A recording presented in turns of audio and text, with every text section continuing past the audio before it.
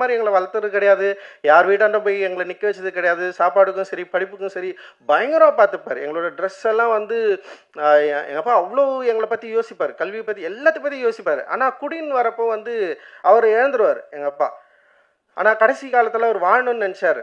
நான் ஒரு பொசிஷன் வந்ததுக்கப்புறம் என்னை இன்னும் கொஞ்ச நாள் நான் உயிரோடு இருக்கணும்டா அப்படின்னு ஆசைப்பட்டார். பட் அவருடைய லிவர் ஃபெயிலியரில் தான் அப்பா வந்து இறந்துட்டார். அது ஆக்சுவலி வந்து ஒரு 6 months டைம் கொடுத்தாங்க. பார்த்தா 1 வீக்லேயே வந்து இறந்துட்டார். ஸோ அது ரொம்ப ஒரு கவலையான ஒரு விஷயமா எனக்கு இருந்தது. ஆனால் தெரில, நான்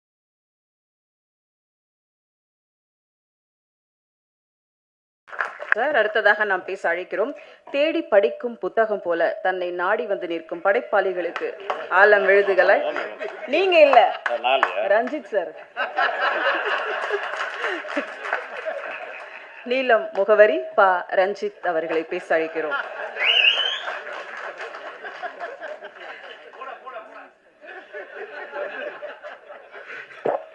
ஏன்னா இந்த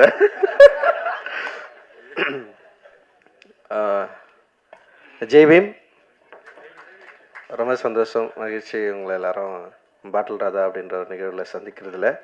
அண்ட் வந்து ஆக்சுவலி தினகரன் வந்து பயங்கர பிளஸ்டுன்னு நினைக்கிறேன். முக்கியமான சம்பவக்காரங்கள்லாம் இங்கே இருக்காங்க. அவங்களாம் படம் பார்த்துட்டு வந்து தினகரனை விஷ் பண்ணுறது. குறிப்பாக எனக்கு வந்து தமிழ் சினிமாவை வந்து வேறு மாதிரி மாற்றி விட்டவங்க இங்கே வந்து இருக்கிறது, அதுவும் படம் ரிலீஸ் முன்னாடியே வந்து தினகரை ப்ளஸ் பண்ணுறது அப்படின்றது வந்து ரொம்ப சந்தோஷம். நன்றி sir. Thank you. Lingusamy sir, Ameer sir, Vetri அண்ணா, மிஸ்கின் அண்ணா, அவங்களெல்லாம் பற்றி பேசி தான் நாங்கள் சினிமாவுக்குள்ளே வந்தோம். நான், தினகர், ஜெய் இருக்கான். 3 பேருமே காலேஜில் படிக்கிறப்பவே வந்து எங்களுக்குள்ளே வந்து இதை பற்றின நிறைய டிஸ்கஷன் இருக்கும். பருத்தி வீரனாக இருக்கட்டும், லைக் வந்து ரன்னாக இருக்கட்டும், அண்ட் வந்து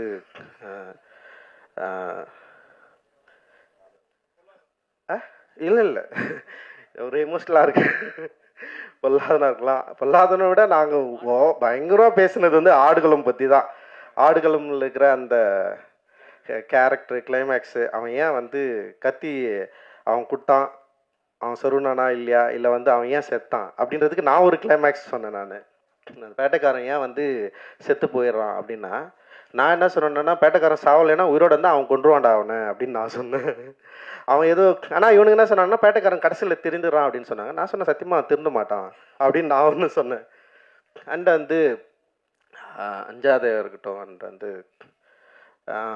ஓனாய் மாட்டிக்குட்டியும் அவருடைய சினிமாக்குள்ள அந்த மனித உணர்வுக்குள்ள குறிப்பாக வந்து ஒரு திருநங்கை கேரக்டரை வந்து அவர் பயன்படுத்தி அப்படி பேச வச்சார்ல, அந்த ஒரு நிமிஷம், ஒரு 2 நிமிஷம் கதை இருக்கும், ஒரு பயங்கரமாக எமோட்டானேன் நான். ஸோ இவ்வளோ இன்ஸ்பயரான ஒரு அண்ணன்களுக்கு முன்னாடி, இயக்குநர்களுக்கு முன்னாடி அவங்கள பார்த்து இன்ஸ்பயர் ஆகி நாங்களும் படம் எடுக்கும் வரணும்னு சொல்லிட்டு ஃபஸ்ட்டு நான் வந்துட்டேன். காலேஜில் நான், ராஜா, ஜெய், தினகர் எல்லாருமே வந்து ஒரே இயர்மெட்டில் இருந்தால் நிறைய பேர் வந்தாங்க எங்களோட சேர்ந்து. ஸோ நான் வந்து ஃபஸ்ட்டு டைரக்டர் ஆகிட்டேன். அண்டு 2வது ஜெய் ஆனா, 3வது வந்து தினகர் வந்திருக்கான் இப்போது. அண்ட் ராஜா வந்து ஆர்ட் டைரக்டராக இருக்கான். ஸோ எங்களுக்கு வந்து உண்மையிலேயே இது ரொம்ப சந்தோஷமான, ரொம்ப மகிழ்ச்சியான மேடை.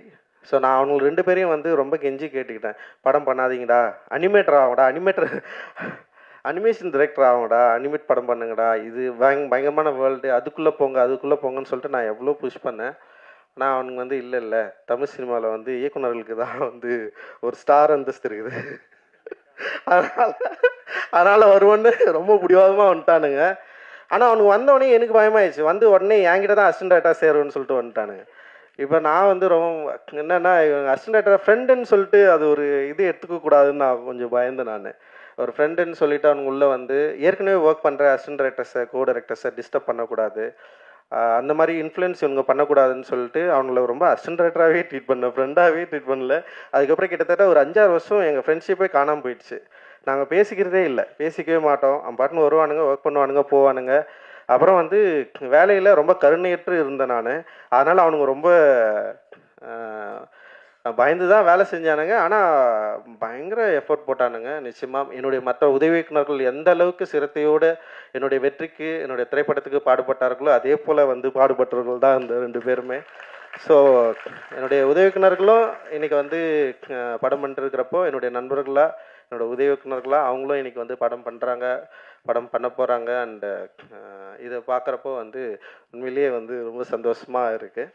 அண்டு ஸோ அப்புறம் நீலமில் படம் பண்ணுறது வந்து ரொம்ப ஈஸின்னு சில பேர் யோசிக்கலாம். இந்த மாதிரி கண்டென்ட்னா நீலமில் பண்ணிடலான்னு சொல்லிட்டு.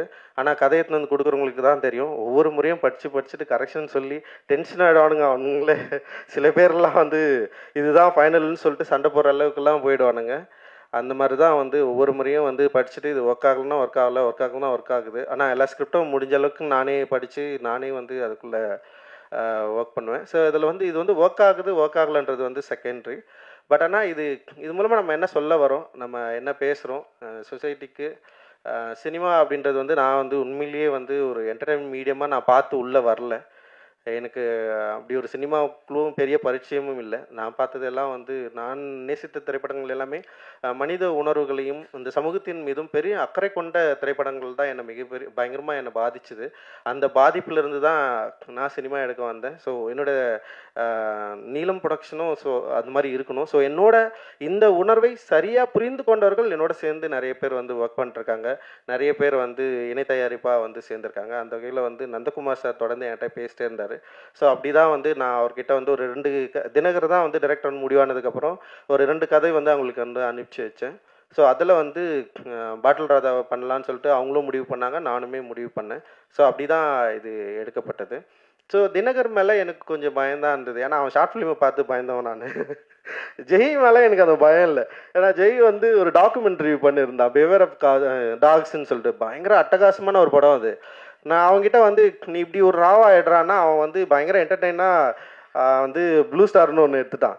இவன் வந்து எப்படின்னா பயங்கர லவ் ஒரு என்டர்டெயினாக தான் இருப்பான் அப்படின்னு பார்த்தா இவன் பயங்கர எமோஷ்னலான ஒரு படம் எடுத்துன்னு வந்திருக்கான். டோட்டல் கான்ட்ராஸ்ட் 2 பேருமே. அண்ட் வந்து அதே ஒரு ஃபஸ்ட் டைம் வந்து நான் படம் பார்த்து முடிச்சதுன்னே வந்து பார்த்தா வெல் எக்யூப்டு ஒரு படமாக அது இருந்தது. டெக்னிக்கலாகவும் சரி, ஆர்டிஸ்ட்டு நடித்தது, ஸோ இதெல்லாம் ரொம்ப என்ஜாய் பண்ணேன். ஏன்னா அவனுடைய ஃபஸ்ட்டு ஷார்ட் ஃபிலிம் பார்த்துட்டு பயங்கர கொடூரமாக இருந்தது. அப்புறம் அவர் டைரக்டராக எவ்வளோ கொடூரக்காரனாக இருந்தான்னு அவனை பற்றி எல்லாருமே சொல்லிட்டு இருந்தாங்க. நடிக்க தெரியாத ஒரு சின்ன பையனை வந்து கொடுமைப்பட்டிருக்கான் அவன். அதை பற்றிலாம் என்கிட்ட சொன்னாங்க. எனக்கு கேட்டு சிரிச்சிட்டு இருந்தோம் நாங்கள். அந்த கதை வந்து பயங்கரமான கதை. அந்த ஷார்ட் ஃபிலிம் வந்து ஓகேவான ஷார்ட் ஃபிலிம் தான், அப்படி முடிஞ்சிருக்கோம். பட் ஆனால் வந்து அதை எடுத்த விதம் வந்து பற்றி பேசி பயங்கரமாக சிரிச்சுட்டு ஜெய் வந்து ஓடி வந்துட்டான். ஒரு நாளோட வேலை செஞ்சேன், ஒரு நாள் 2 நாள் வேலை செஞ்சு ஓடி வந்துட்டான். அவங்க கூடலாம் எவன்டா வேலை செய்வான். ஸோ அந்தளவுக்கு வந்து தினகருடைய கொடுமையை வந்து நான் தான் யோசிச்சேன். நான் சொல்லி அனுப்பிச்சேன், ஸ்பாட்டில் யாரையும் திட்டாதரா, ஆக்டருங்களை திட்டாமல் வேலை வாங்கடா, கொஞ்சம் கவனமாகறா. நான் ஸ்பாட்டுக்கே போகல ஃபஸ்ட்டு. இவன் என்ன பண்ணுறான்னு சொல்லிட்டு அப்படியே வெயிட் பண்ணிட்டு இருந்தேன். அப்புறம் சில ஃபுட்டேஜஸ் பார்த்தோன்னே வந்து பரவாயில்ல இவன் டைரக்டர் ஆகிடுவான்டா அப்படின்ற மாதிரி வந்து எனக்குள்ளே ஒரு கான்ஃபிடென்ட் வந்தது. அந்த கான்ஃபிடென்ட் அடிப்படையில் சரி அப்படியே நான் அவனை வந்து விட்டேன் நான். அப்புறம் பார்த்தா ஒரு பயங்கரமாக இப்படி ஒரு எமோஷ்னலான ஒரு படத்தை வந்து கொடுத்துட்டான்.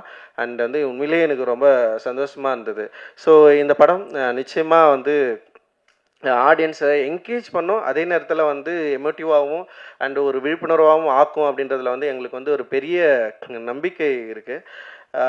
நான் வந்து 12th படிக்கிறப்போ தனியாக ஒரு நைட்டில் உட்காந்து ஒரு நாள் வந்து சூசைட் பண்ணிக்கலான்னு யோசித்தேன். அது என்னன்னா வந்து இதுதான், அந்த என் வீட்டில் வந்து எங்கள் அம்மா ரொம்ப கஷ்டப்பட்டே இருப்பாங்க, எப்போ பார்த்தாலும் அழுதுனே இருப்பாங்களா. அது வந்து பார்க்கவே முடியாது என்னால். ஸோ அது வந்து திடீர்னு என்னை வந்து பயங்கரம் ஒரு எமோஷனல் ஆக்கி விட்டுச்சு. அப்புறம் வந்து அந்த மாதிரி ஒரு ஏஜுக்கு போயிட்டேன். அது யாருக்குமே தெரியாது, யார்கிட்டையும் நான் ஷேர் பண்ணதில்லை. எங்கள் அண்ணன் கூட இங்கே இருக்குது.